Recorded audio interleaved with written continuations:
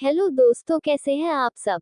आज की हमारी कहानी है समान छत अलग आसमान।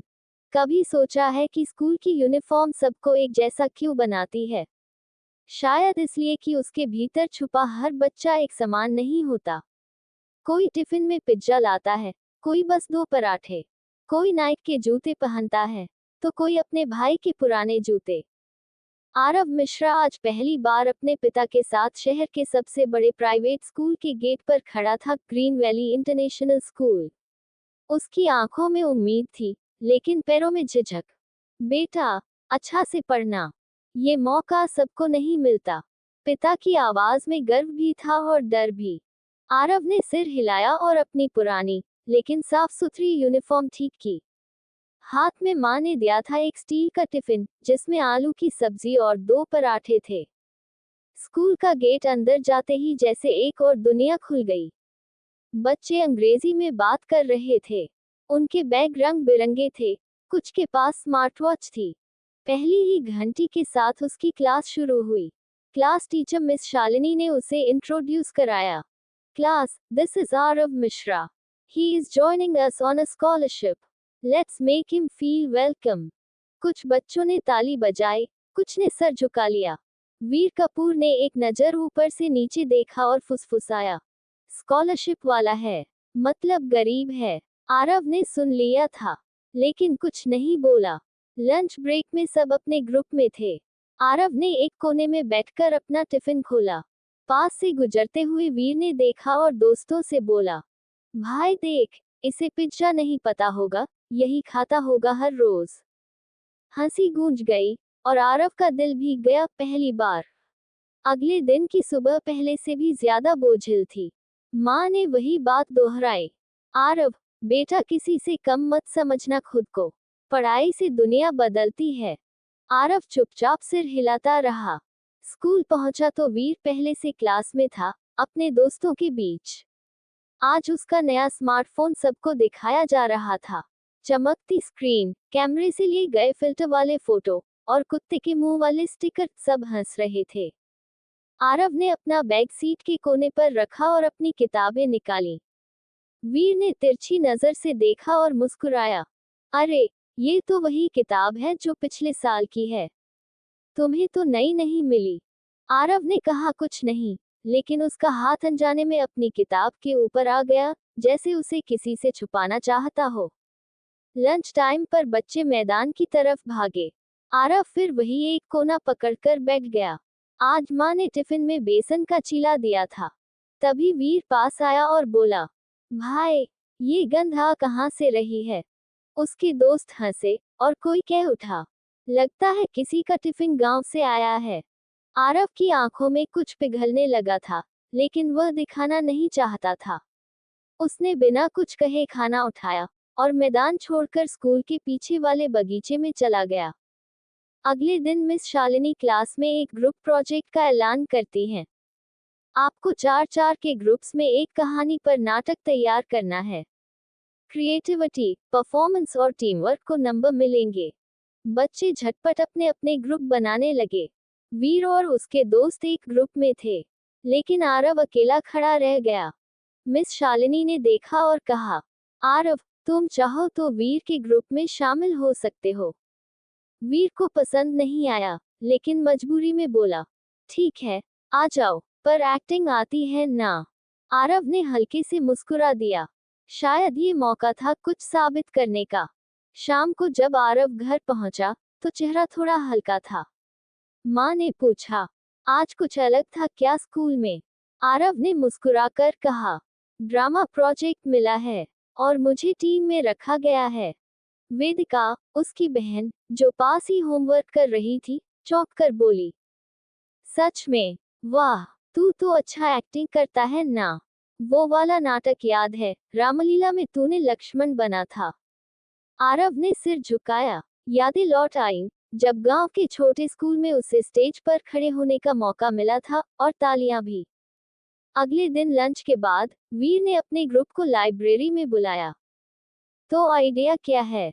वीर ने पूछा और खुद ही बोलने लगा, मेरे पास एक मजेदार कॉमिक स्क्रिप्ट है। 4 दोस्त एक रिच स्कूल में एडवेंचर करते हैं। आरव ने हाथ उठाया। अगर हम कुछ सामाजिक दिखाएं, जिसमें एक बच्चा जो गरीब है लेकिन टैलेंटेड है, वो बाकी को बदलता है। वीर ने ठहाका लगाया। बायोग्राफिकल लिखना है क्या तुझे?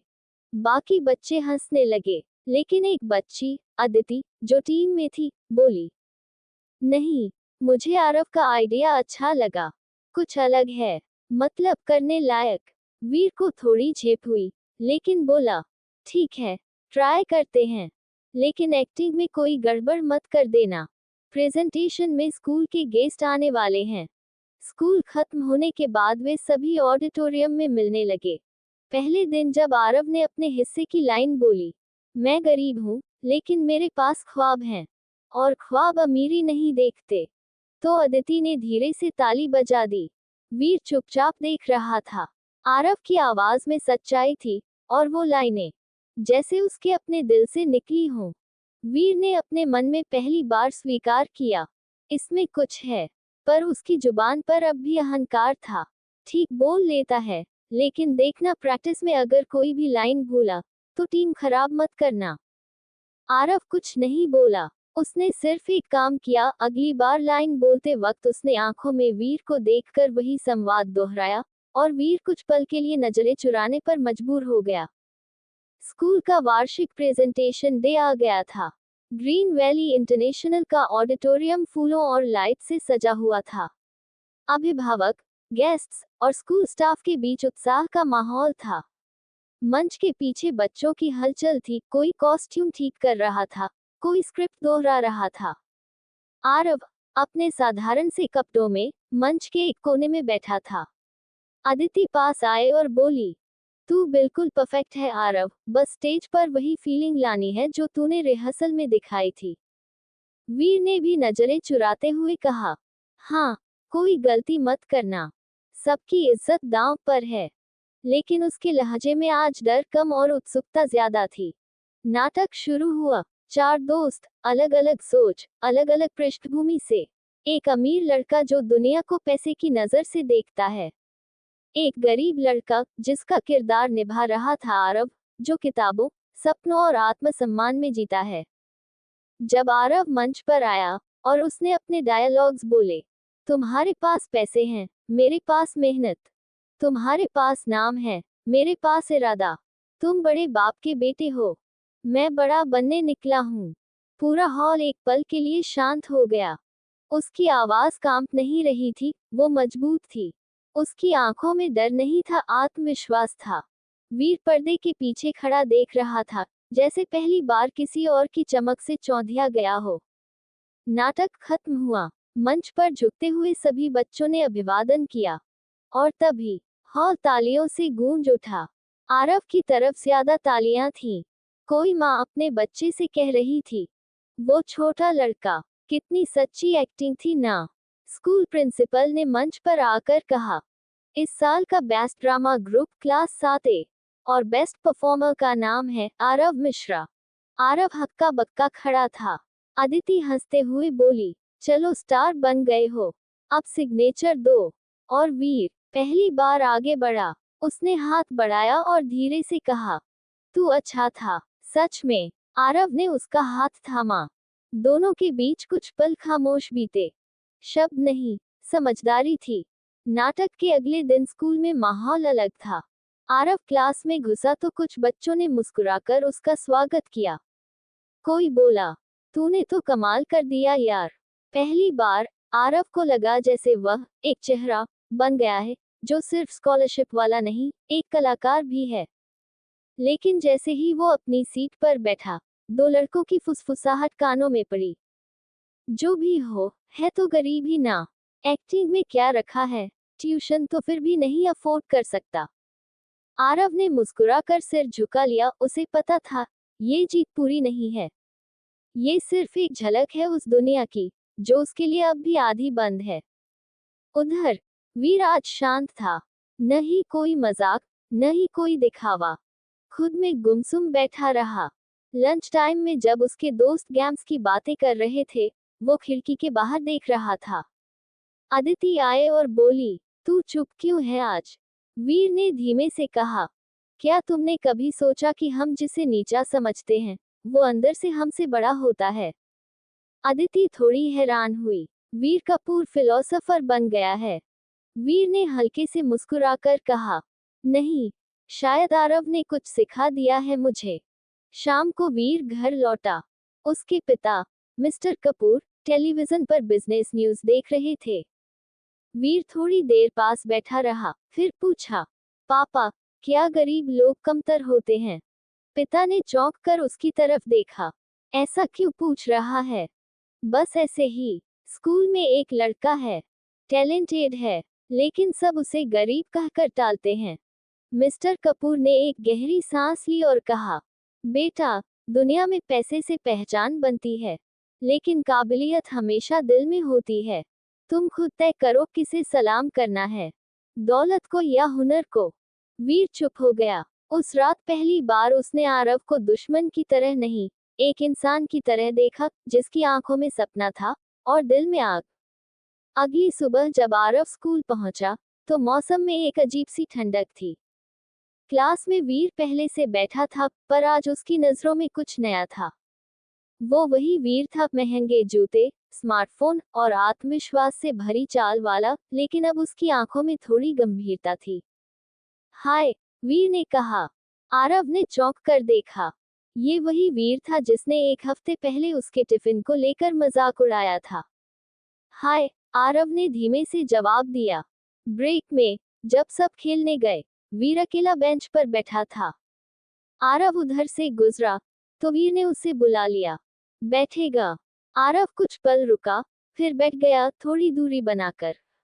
वीर बोला, तूने उस दिन बहुत अच्छा किया स्टेज पर। मैंने मजाक उड़ाया था पहले, पर मुझे अब समझ आता है। आरव कुछ नहीं बोला। मुझे लगता था कि जो हमारे जैसे नहीं होते, वो पीछे होते हैं। लेकिन शायद असली ताकत वही होती है, जो दिखती नहीं, बस निभाई जाती है। आरव ने पहली बार वीर की आंखों में देखा। तुम्हें यकीन है, या अभी सिर्फ शर्मिंदा हो? वीर थोड़ा असहज हुआ, लेकिन बोला, शायद दोनों। आरव मुस्कुराया, हल्की, सतर्क सी मुस्कान। फिर भी, शुक्रिया। दोनों के बीच की दीवार पहली बार थोड़ी दरकी थी, गिरना अभी बाकी था। अगली क्लास में मिस शालिनी ने बताया, इस महीने इंटर स्कूल डिबेट प्रतियोगिता होगी। हमारा स्कूल हर साल भाग लेता है, और इस बार हम चाहते हैं कि नए बच्चे भी सामने आएं। विषय था, क्या शिक्षा व्यवस्था में आर्थिक भेदभाव छात्रों की प्रतिभा को दबा रहा है। पूरा क्लास सन्न रह गया। विषय सीधा आरव जैसे बच्चों की जिंदगी से जुड़ा था, और वीर उसकी तरफ देखे बिना नहीं रह पाया। मिस शालिनी ने कहा, इच्छुक छात्र आज ही अपने नाम दें। अदिति फौरन बोली, आरव को बोलना चाहिए। कुछ बच्चे हंसे। डिबेट, ये बोल पाएगा? वीर ने पहली बार उन बच्चों की तरफ देखा और कहा, क्यों नहीं, वो बोल भी सकता है, और सोच भी तुमसे बेहतर करता है। पूरे क्लास में खामोशी छा गई। आरव के लिए ये एक पल बहुत भारी था। पहली बार किसी ने उसके लिए खड़े होकर आवाज उठाई थी। नाम लिखवाने की आखिरी बेल बजी और आरव ने हाथ उठा दिया। मैम, मैं भाग लेना चाहता हूँ। क्लास में फिर कुछ कानाफूसी हुई। सीरियसली, ये बोलेगा? उसके पास तो सही कपड़े तक नहीं होंगे डिबेट के लिए। लेकिन मिस शालिनी की मुस्कान सधी हुई थी। बहुत अच्छा, आरव, हमें गर्व होगा तुम पर। अगले कुछ दिन वीर और आरव एक साथ बैठकर तैयारी करने लगे। वीर इंटरनेट से रिसर्च निकालता, तो आरव पुराने अखबार और कहानियों से तर्क लाता। वीर कहता, तू अपना तर्क दिल से लाता है, मैं तो बस शब्दों को सजाना जानता हूँ। आरव हंस देता, कभी कभी दिल से निकली बातें ज्यादा असर करती हैं। इस अजीब सी दोस्ती में अब एक खामोश समझ बनने लगी थी, न बराबरी की जिद, न एहसान की भावना, बस एक सम्मान, जो धीरे धीरे पनप रहा था। स्कूल के कुछ रईस लड़कों को ये मेल रास नहीं आ रहा था, खासकर अमित सिंह, जिसकी बहन स्कूल की हेड गर्ल थी, और जिसके पिता स्कूल कमेटी में थे। एक दिन लंच ब्रेक में उसने वीर से कहा, क्या बात है वीर, नया मिशन शुरू कर दिया? स्लम डॉग मिलियनेयर पार्ट 2 बना रहा है क्या? वीर चुप रहा, लेकिन आरव पास था। आरव ने आगे बढ़कर कहा, कम से कम मैं एक्टिंग नहीं कर रहा। जो मैं हूँ वही दिखा रहा हूँ। अमित हंसा। हाँ, और तेरे जैसे होनहार लड़कों की जगह सड़क पर होती है, स्टेज पर नहीं। वीर अब चुप नहीं रहा। उसने सीधा अमित की आंखों में देखकर कहा, तेरे जैसे लोग सिर्फ नाम और पैसा गिनते हैं। हम अब हुनर गिनना सीख गए हैं। अमित की मुस्कान कड़वी हो गई। देख लेना, स्टेज तक पहुंचने से पहले ही नीचे खींच लेंगे हम। अगले दिन स्कूल ऑफिस में एक शिकायत दर्ज हुई। आरव मिश्रा ने डिबेट की स्क्रिप्ट किसी वेबसाइट से कॉपी की है। मिस शालिनी ने उसे बुलाया। आरव, क्या ये सही है? स्कूल में किसी भी तरह की नकल को गंभीर अपराध माना जाता है। आरव की आंखें फैल गईं। नहीं मैम, मैंने खुद लिखा है। मेरी खुद की बातें हैं। वीर भी जानता है। वीर को बुलाया गया। उसने तुरंत कहा, मैम, मैंने देखा है। उसने खुद लिखी है। मिस शालिनी ने कहा, फिर भी नियम के अनुसार हमें जांच करनी होगी। अगर आरोप साबित हुए तो प्रतियोगिता से बाहर किया जाएगा। आरव की दुनिया डगमगा गई थी। आरव को आरोप झेलना पड़ा था, नकल का, बेईमानी का। उसने कभी सोचा नहीं था कि सच बोलने पर भी इतना अकेलापन महसूस होगा। उस रात उसने किताबें बंद कर दी। लिखना छोड़ दिया। अंदर से टूटने लगा। अगले दिन क्लास में जब मिस ने सवाल पूछा तो आरव ने हाथ नहीं उठाया। जिसने हमेशा सबसे पहले जवाब दिया करता था। एक बच्चा फुसफुसाया, इससे मत पूछो, इसे तो सब कॉपी करना आता है। आरव की आंखें नीचे झुक गईं। अंदर से आवाज आई, मैं झूठा नहीं हूँ, लेकिन ये साबित कौन करेगा? वहीं दूसरी तरफ अमित हर क्लास में तेजी से आगे बढ़ रहा था। उसके पास आईपैड था, नोट्स वही बनते थे। घर में ट्यूटर आते थे, हर विषय का एक्सपर्ट। प्रोजेक्ट के लिए कलर प्रिंटर, चार्ट्स, महंगे स्टेशनरी आइटम्स। स्कूल ट्रिप्स में वीआईपी पैकेज मिलता था। और आरव, पुरानी किताबें जो पिछले साल के बच्चे छोड़ गए थे। होमवर्क में माँ की मदद नहीं मिलती, वो खुद ही अनपढ़ थी। स्कूल बैग में 2 पेन, एक टूटी हुई स्केल और पानी की बोतल। वीर ये सब देख रहा था। उसने पहली बार महसूस किया कि कितनी बार वो खुद भी मजे में था और आरव संघर्ष में। उसने आरव से कहा, डर मत, आरोप झूठे हैं, हम लड़ेंगे। आरव बोला, डर नहीं लगता वीर, पर थक गया हूँ। जब सब मानते ही नहीं कि हम बराबर हैं, तो लड़ाई क्यों? वीर के पास जवाब नहीं था। वो जानता था आरव की थकान उसकी मेहनत से नहीं, समाज की चुप्पी से थी। उधर अदिति को शक हुआ किसी ने जानबूझकर शिकायत की थी। उसने कंप्यूटर लैब में जाकर देखा, आरव की स्क्रिप्ट से मिलती जुलती नकल एक वेबसाइट पर 2 दिन पहले ही अपलोड की गई थी, और उस वेबसाइट का अकाउंट किसी अमित_सिंह 92 नाम से बना था। अब बात साफ थी, एक साजिश, एक चाल। अगली सुबह स्टाफ रूम में आरव खुद गया। मैम, मुझे अपने ऊपर लगा आरोप हटवाना है। आप चाहें तो मेरे हाथों के नोट्स, ड्राफ्ट और सुधार की कॉपियां देख सकती हैं। मैंने ये सब खुद लिखा है, दिल से। उसने पहली बार डर के बिना बात की। कमजोरी नहीं, भरोसा झलक रहा था उसकी आवाज में। स्कूल के ऑडिटोरियम में आज माहौल अलग था। स्टाफ और स्टूडेंट कमेटी के सामने एक स्पेशल सुनवाई रखी गई थी। मामला था डिबेट की स्क्रिप्ट चोरी का। लेकिन मामला सिर्फ स्क्रिप्ट का नहीं था, ये मामला था भरोसे और भेदभाव का। अदिति ने सामने आकर अपनी रिसर्च रखी। ये रही उस वेबसाइट की प्रोफाइल जहां से स्क्रिप्ट मिलने का आरोप है। लेकिन देखिए, इसका अकाउंट अमित_सिंह 92 के नाम से बना है, और इसका रजिस्ट्रेशन उसी ईमेल से हुआ है जो अमित स्कूल रिकॉर्ड में देता है। कमेटी में एक हलचल हुई। अमित हड़बड़ाया, ये झूठ है, किसी ने मेरे नाम से बनाया होगा। वीर बोला, अमित, जब सच्चाई सामने आती है तो आवाज नहीं, चेहरा बदलता है। और तुम्हारा चेहरा बहुत कुछ कह रहा है।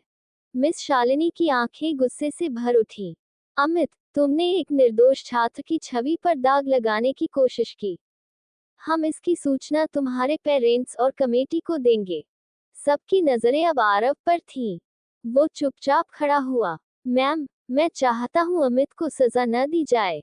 पूरा हॉल चौंक गया। आरव आगे बोला, मैं जानता हूँ ये क्यों हुआ। क्योंकि मैं गरीब हूँ। क्योंकि मेरे पास ब्रांडेड बैग, स्मार्टफोन या गाड़ी नहीं है। लोग सोचते हैं मुझ जैसा बच्चा सिर्फ नकल कर सकता है। लेकिन मैं ये भी जानता हूँ, हर बच्चा जो गरीब है, वो कमजोर नहीं होता। उसे बस एक मौका चाहिए, और अगर हम हर बार उसे गिराते रहेंगे, तो वो कभी उड़ नहीं पाएगा। मैं अमित को सजा नहीं, सोच बदलने का मौका देना चाहता हूँ। जैसे मुझे मिला, वीर से। वीर की आंखें भर आईं। स्टाफ मेंबर भी चुप थे। बहुत कुछ कहे बिना समझ आ गया था। कमेटी ने आरव को डिबेट में भाग लेने की अनुमति दी। और तुम हमारे स्कूल का प्रतिनिधित्व करोगे, गर्व से। बच्चों ने ताली बजाई, इस बार मजबूरी से नहीं, सम्मान से। स्कूल की दीवारों में पहली बार कोई आवाज गूंजी जो सिर्फ स्कॉलरशिप नंबर नहीं, इंसानियत की बात कर रही थी। बड़ी डिबेट प्रतियोगिता का दिन आ गया था। आरव ने सुबह अपने पुराने लेकिन साफ सुथरे कपड़े पहने। माँ ने उसके माथे पर हाथ रखकर आशीर्वाद दिया। बोल बेटा, सच के साथ बोल। बस अपना दिल मत छुपाना। वीर ने उसे स्कूल में देखा और कहा, आज तू सिर्फ डिबेट नहीं लड़ रहा आरव, तू बहुतों के लिए बोल रहा है, जो चुप हैं। स्टेज पर रोशनी थी, भीड़ थी, और साथ में कई अमीर स्कूलों के बच्चे थे, चमकते कपड़े, परफेक्ट इंग्लिश, महंगे गैजेट्स। पर आरव के पास सिर्फ एक कॉपी थी, जिस पर उसका सच लिखा था। माइक के सामने खड़े होते ही हॉल शांत हो गया। आरव ने बोलना शुरू किया। विषय है, क्या शिक्षा व्यवस्था में आर्थिक भेदभाव प्रतिभा को दबाता है। मैं इसका जवाब नहीं दूंगा, मैं आपको एक कहानी सुनाऊंगा। एक लड़का है, जिसके पास स्कूल बैग में किताबें नहीं, लेकिन आंखों में ख्वाब हैं। जो हर दिन स्कूल में खड़ा तो होता है, पर महसूस करता है कि वो इस स्कूल का हिस्सा नहीं है, सिर्फ किसी कोटा का आंकड़ा है। उसकी क्लास में बच्चे प्रोजेक्टर पर प्रेजेंटेशन देते हैं, और वो चार्ट पेपर ढूंढता है। वो बोलना चाहता है, लेकिन उसकी बोली पर हंसी आती है। जब वो कुछ अच्छा करता है, लोग कहते हैं, शायद किसी ने मदद की होगी। लेकिन जब वही लड़का हार जाता है, तो कहते हैं, गरीब है, होगा ही कमजोर। तो क्या जवाब है? हाँ, भेदभाव होता है। और वो सबसे पहले आत्मविश्वास को मारता है। क्या हम एक ऐसी शिक्षा चाहते हैं जहां हुनर को जेब से तौला जाए? या एक ऐसी जहां हर बच्चा, चाहे किसी भी वर्ग से हो, सिर्फ अपनी मेहनत से पहचाना जाए? ये मंच सिर्फ बोलने का नहीं है, ये मौका है सोच बदलने का। मैं आरव हूँ, और मैं सिर्फ एक गरीब लड़का नहीं हूँ। मैं वो आवाज हूँ जो अब चुप नहीं रहेगी। तारांकन तारांकन। स्टेज पर सन्नाटा टूट गया, तालियों की आवाज उठी। कुछ आंखें नम थीं, और कुछ चेहरे शर्मिंदा। वीर पीछे खड़ा था, उसकी आंखों में गर्व था। और मिस शालिनी ने वहीं खड़े होकर कहा, आज सिर्फ एक डिबेट नहीं हुई, एक क्रांति शुरू हुई है। डिबेट के मंच से उतरते ही आरव को लगा जैसे उसका दिल बहुत हल्का हो गया हो। वो जानता था आज कुछ बदल गया है, पर उसे अंदाजा नहीं था कितना कुछ। अदिति ने आरव की स्पीच रिकॉर्ड की थी। उसने वीडियो सोशल मीडिया पर अपलोड कर दिया। जब एक गरीब छात्र ने मंच से अमीर गरीब की सोच को तोड़ा, कुछ घंटों में ही वीडियो वायरल हो गया। इस बच्चे ने दिल छू लिया। शिक्षा को लेकर ऐसी सच्चाई बहुत कम सुनने को मिलती है। स्कूल सिस्टम को आत्मनिरीक्षण की जरूरत है। लाखों व्यूज, हजारों शेयर, और मीडिया चैनल्स की नजरें अब सब आरव की कहानी जानना चाहते थे। मुख्याध्यापक ने स्पीच के अगले हफ्ते एक घोषणा की। हम अपने स्कूल में एक नया, समान अवसर कार्यक्रम शुरू कर रहे हैं। इसमें उन बच्चों को विशेष शैक्षणिक सहायता, ट्यूटर और काउंसलिंग मिलेगी जो आर्थिक रूप से कमजोर हैं, पर प्रतिभाशाली हैं।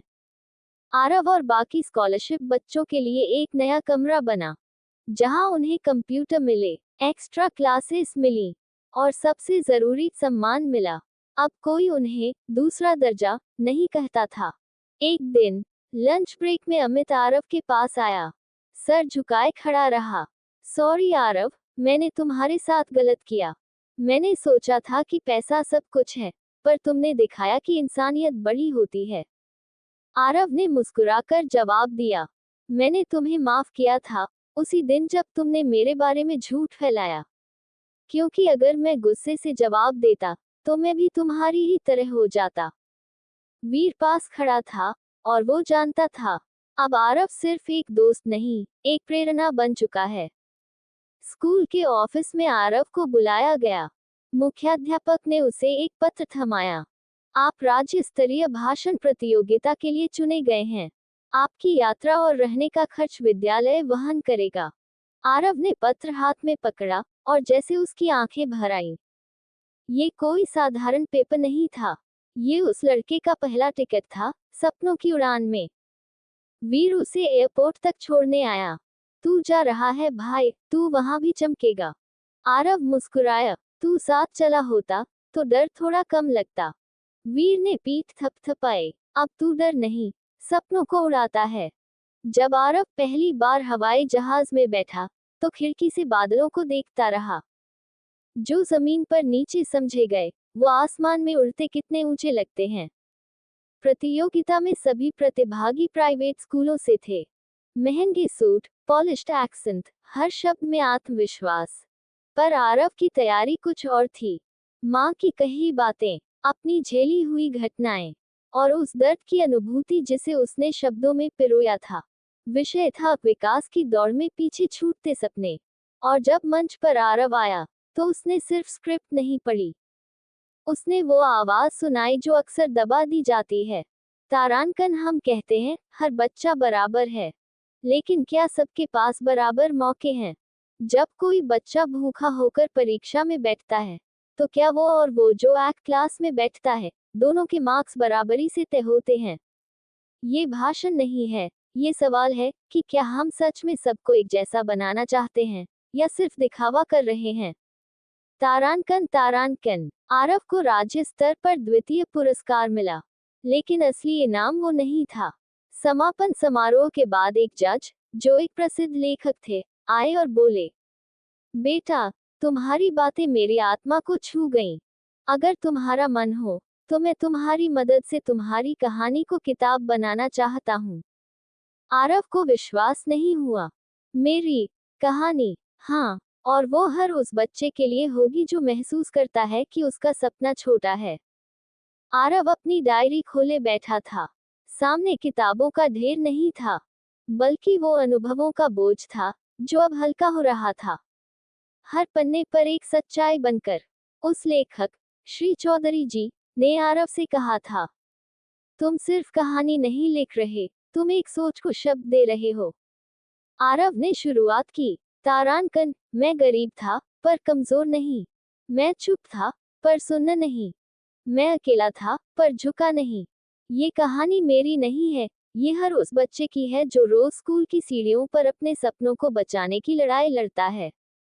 तारांकन, हर शाम वो अपनी डायरी में उन दिनों को लिखता, जब पहली बार उसे अलग बेंच पर बिठाया गया, जब उसके लंच बॉक्स पर हंसी उड़ी, जब स्क्रिप्ट चोरी का आरोप लगा, और फिर जब वीर दोस्त बना, जब मंच पर उसने सबके दिल जीते, और जब उसकी आवाज गूंजने लगी।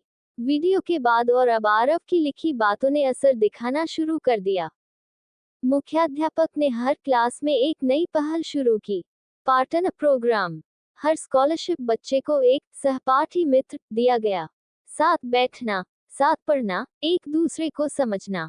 अमित अब वही लड़का था जो नए बच्चों को गाइड करता। उसने खुद कहा, मैंने आरव से सीखा कि अच्छाई सिखाई नहीं जाती, महसूस कराई जाती है। एक दिन आरव को एक चिट्ठी मिली। भाई आरव, मैं सरकारी स्कूल में पढ़ता हूँ। आपके वीडियो ने मुझे हिम्मत दी। पहले मैं सोचता था कि मैं कुछ नहीं कर पाऊंगा, पर अब मैं जान गया हूँ, गरीब होना कमजोरी नहीं, एक वजह है मजबूत बनने की। मैं भी अब भाषण प्रतियोगिता में भाग लेने वाला हूँ। धन्यवाद। तुम्हारा छोटा भाई, रज्जन। आरव की आंखों में आंसू थे। उसने मन में कहा, अगर मेरी कहानी किसी का डर मिटा पाए, तो ये जीत मेरे लिए सबसे बड़ी होगी। शहर के सांस्कृतिक केंद्र में एक सजी हुई शाम थी। स्टेज पर बड़ी बड़ी हस्तियां मौजूद थीं, लेखक, शिक्षक, पत्रकार और स्कूली बच्चे। केंद्रीय मंच पर रखा था एक किताब, एक जैसे नहीं, पर कम नहीं, आरव की कहानी। लेखक के रूप में आरव का नाम पहली बार किसी प्रिंट पर छपा था। वो मंच पर बुलाया गया, तालियों की गड़गड़ाहट के बीच। पर आरव का चेहरा शांत था, उसकी आंखों में बस मां की तस्वीर थी और वीर की मुस्कान। माइक के सामने खड़ा होकर उसने कहा, मैं आज लेखक कहलाता हूँ, पर कुछ साल पहले तक मैं सिर्फ वो बच्चा था जो क्लास में चुपचाप बैठता था क्योंकि उसके पास नया पेन नहीं था। इस किताब में दर्द है, पर झुकने का नहीं, उठने का। ये सिर्फ मेरी कहानी नहीं, ये उन सब की कहानी है जो गरीब है पर सपनों से अमीर हैं। हॉल में सन्नाटा था और फिर तालियां। कुछ शिक्षकों की आंखें भीग गई थीं। कुछ बच्चों ने अपनी कॉपियों में आरव का नाम लिखा, role model. National education board ने किताब को प्रेरक साहित्य की सूची में शामिल किया। देश भर के स्कूलों में इसका परिचय शुरू हुआ, वर्गभेद पर आधारित बाल संवेदनात्मक साहित्य के रूप में। कई स्कूलों में छात्रों को कहा गया, तुम आरव बनो जो हालात से नहीं, सोच से बड़ा बना। अब आरव सिर्फ छात्र नहीं था, वो कार्यशालाओं में, बाल संवादों में और सेमिनारों में बुलाया जाने लगा। हर बार वो कहता, मैं हीरो नहीं हूँ, मैं बस वो बच्चा हूँ जिसने चुप रहना बंद कर दिया। और अगर तुम आज चुप नहीं रहोगे, तो कल कोई और आरव किताब में नहीं, जीवन में लिखा जाएगा। किताब के विमोचन के बाद जब आरव घर पहुंचा, तो माँ उसे देर तक देखती रही। ना कुछ कहा, ना कुछ पूछा। फिर उसने अलमारी से एक पुरानी डायरी निकाली। ये तुझे बहुत पहले देनी थी, माँ ने कहा, पर मुझे डर था कि कहीं तेरे सपनों का बोझ ना बढ़ा दूं। आरव ने डायरी खोली। पहले पन्ने पर लिखा था, मेरा बेटा कुछ बड़ा करेगा, शायद बहुत बड़ा। जब सब उसे कमजोर समझेंगे, तब वो सबसे बड़ा बनेगा, क्योंकि वो सिर्फ मेरा बेटा नहीं, मेरी उम्मीद है। आरव की आंखें भर आईं। उसे एहसास हुआ, वो अकेला नहीं लड़ा था। हर पन्ने के पीछे माँ का संघर्ष, मौन त्याग, और वो चुप आशीर्वाद था जो शब्दों से बड़ा था। कुछ महीने बाद आरव को भारत सरकार की ओर से आमंत्रण आया। राष्ट्रीय बाल प्रेरणा पुरस्कार समारोह में मुख्य अतिथि वक्ता। मंच पर खड़े होकर उसने एक अंतिम भाषण दिया। तारांकन, आज मैं अपने जीवन की आखिरी कहानी नहीं, उस पहले सपने की बात करना चाहता हूँ जो एक टूटी खिड़की के पार देखा गया था। जब कोई बच्चा शिक्षा के नाम पर सिर्फ भेदभाव पाता है, तो उसका आत्मविश्वास धीरे धीरे मरता है। लेकिन अगर एक भी आवाज उठती है, तो वो मरती नहीं, लौटती है। मैं चाहता हूँ कि आगे कोई आरव कहानी न बने, वो खुद अपनी कहानी लिखे। तारांकन, तारांकन। हॉल में बैठे कई गरीब बच्चे मुस्कुरा रहे थे, और उस मंच से उतरते समय आरव ने पीछे मुड़कर नहीं देखा, क्योंकि अब सैकड़ों आरव खड़े थे आगे बढ़ने को। आरव अब विदेश में उच्च शिक्षा के लिए गया, पर उसकी असली पहचान वहां नहीं थी। उसकी किताब आज भी सरकारी स्कूलों में पढ़ाई जाती है। उसके भाषणों के अंश दीवारों पर लिखे जाते हैं, और गांव में बैठा कोई बच्चा जब कहता है, माँ, मैं भी आरव बनूंगा, तो समझो, कहानी अभी खत्म नहीं हुई, वो तो अब शुरू हो रही है। संदेश, बच्चों को आर्थिक स्थिति नहीं, अवसर परखा जाए। शिक्षा का मतलब सिर्फ किताब नहीं, आत्मसम्मान भी है। और जब गरीब बच्चों को बराबरी का मंच मिलता है, तो वे सिर्फ टॉपर नहीं, समाज के नायक बनते हैं। धन्यवाद दोस्तों। अगर आपको कहानी अच्छी लगी हो तो चैनल को लाइक, शेयर और सब्सक्राइब करना न भूलें।